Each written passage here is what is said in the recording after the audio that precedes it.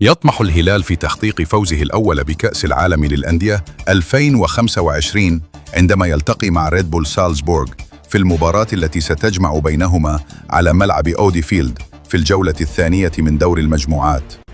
قدم الموج الأزرق مردوداً مذهلاً في مباراة ريال مدريد الأولى، وكان قريباً من خطف الثلاث نقاط، ولا تزال الفرصة سانحة أمام كتيبة سيموني إنزاغي للعبور من دور المجموعات شريطة الانتصار أمام سالزبورغ.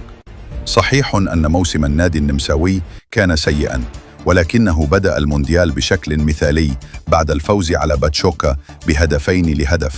وعليه فإن الفوز سيضمن عملياً لفريق شركة ريد بول التأهل إلى دور ال16، مما يزيد من لهيب المواجهة. وتقام المباراة صباح الاثنين الموافق 23 يونيو 2025 ليل الأحد على ملعب أودي فيلد، ومن المقرر أن تنطلق المواجهة المرتقبة في تمام 1 صباحاً بتوقيت مكة المكرمة والقاهرة